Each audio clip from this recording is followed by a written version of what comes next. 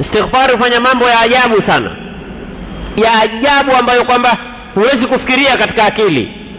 Hata tuelezewa kisa al-Imam Ahmad bin Hanbal rahmatullahi alayhi, mwanachuoni mkubwa, imamu wakati wake. Alitoka kwenda safari, tuseme tupige mfano, metoka hapa taka kwenda zake Mariakani au Voi, zamani kwa miguu. Mealikwa, ndio bwana imam, njoo bwana Mombasa hapa tulitole wadhi. Toka kwa miguu, bahati mbaya magharibi kamfikilia njiani, akaona sina haja kwenda usiku, hatari hini, basi nitaingia kwenye kijiji hichi nswali lale, alafu asubuhi alfajiri nitaondoka nende huo mji nitakao kwenda. Kile kijiji kwa bahati ikawa hawamjui ni nani, wako wanaomjua kwa kumsikia. Kama hivi leo kuna watu wasikia mashekhe fulani, lakini alhamdulillah zama zetu mashekhe wa mara moja kuweza kuwajua kwa CD kwenye mitandao. Kini zamani ilikuwa pengine unaweza kumsikia shekhe mpaka kama amekufa, wewe humjui ni nani. Kia mimi nilikuwa nikimpenda shekhe fulani, lakini hata humjui. Bas kaenda pale msikitini akaswali, hakuna mjuae. Swali magharibi akakaa msikitini mpaka isha, akaswali na isha. Sasa baada ya ishai, mwenye msikiti ule alindrao msikiti atakufunga msikiti. Imam Ahmad bin Hanbal akasema, mimi mwenyewe nimepanga kufanya nini, nitalala hapa msikitini. Ule bwana watu wote wametoka, akamwambia bosi tafunga msikiti. Mwambia funga tu, mimi nitalala hapa ndani. Ndio nyinyi mje pao saa. Haula wala quwwata.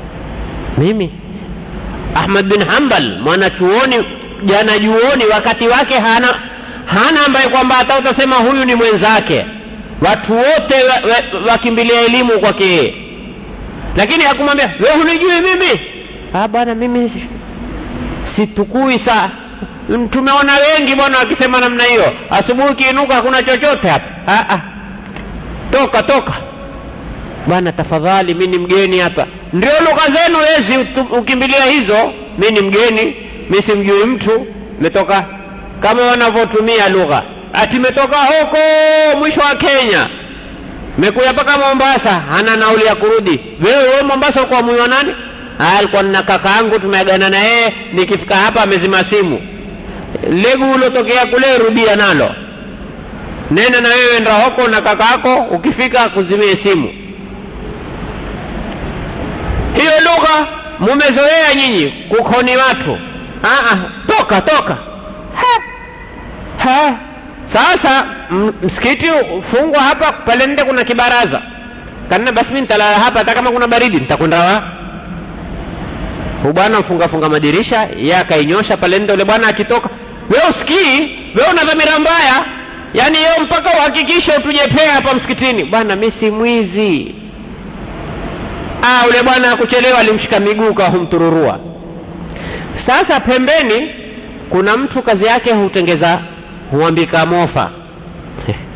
Ukinena kuambika mofa wengine hafahamu.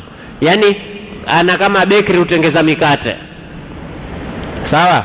Tuseme bakery, lakini zamani sasa ni ya tanuri ile kuichome na makarara na kuni mpaka ishike moto utie mikate ndani. Sasa yeye kazi yake ni kufanya hiyo mpaka asubuhi. Asubuhi watu huja kuchukua mikate kwake. Kawa huona ile essence ile itokeao lile tukio, jamaa memshika miguu humburuta, ule mwambia basi niate. Kamburuta. Ule bwana akatokea, kunani bwana? Hawa ndio tujepeao siku zote misikitini, ndio hawa. Mimi si mwizi, mimi ni mgeni, mimi sijui. Ule bwana ule bwana sura akimwona akaona kweli huyu ni mtu mwema, lakini asimuulize haya wewe nani. Mwambia basi muata, akamwambia yule mtu msikiti, niatia mimi. Bwana pole kwa alokupata, mimi unaona mahala pangu ni hapa. Kwa vile mimi usiku nina kazi ya kutengeza mkate, wewe utalala hapa, lakini asubuhi zenge hapa kulala. Maana yake asubuhi mimi mwenyewe nitapahitajia. Mimi usiku mzima kazi yangu ufanya mkate. Sawa? sawa, mimi muhimu nipate mahala tu, lakini utastahamili na joto, manake hapa pana joto. Kaambia hakuna neno, si kama kuketi nje nikapigwa na baridi. Basi Imam Ahmad bin Hanbal akaituliza pale. Sasa kila akitaka kulala msikia ule mtu akitengeza mikate akikanda unga, astaghfirullah alazim alladhi la ilaha illa huwa alhayyul qayyum wa atubu ilayh, astaghfirullah. Yani usiku mzima yeye huleta istighfari, usiku mzima yeye uko kwenye kazi na huku fanya nini, huleta istighfari. Basi asubuhi kamwamsha, wakaenda zao msikitini wakaswali. Baada ya kuswali akaja akamwambia, haya, asanta, Mwenyezi Mungu akubarikie, shukran kwa kazi hii ulionipa, ugeni ulionipa, na wewe Mungu atakupa kila la khairi. Akamwambia asante, karibu. Akamwambia lakini mimi nina swala moja nataka kukuuliza. Al-Imam Ahmad bin Hanbal humuuliza yule mtu wa Bekri, swala gani? Akamwambia mimi nimekusikia usiku mzima ukileta istighfari. Akamwambia ndio mimi kawaida yangu siku zote, mimi napenda sana kuleta istighfari.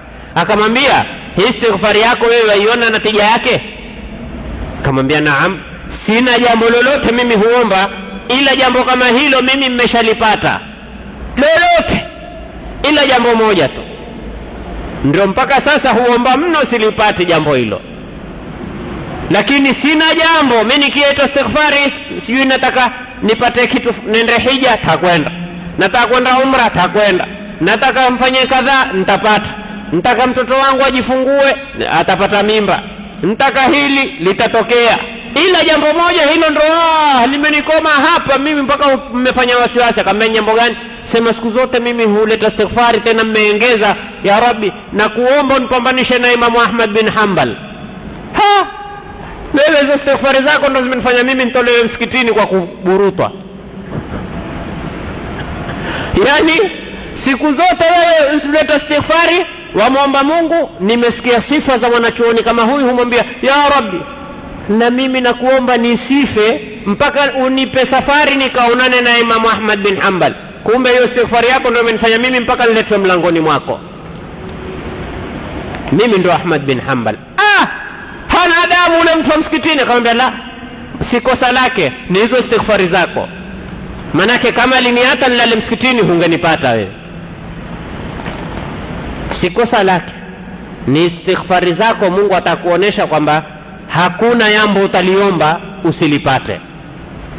Kwa hiyo mwenye msikiti hana makosa, lakini zile istighfari zako zimetaka kuonesha kwamba Ahmad bin Hanbal utaetewa hapa kwako mlangoni. Unaona? Jaribu na wewe uangalie.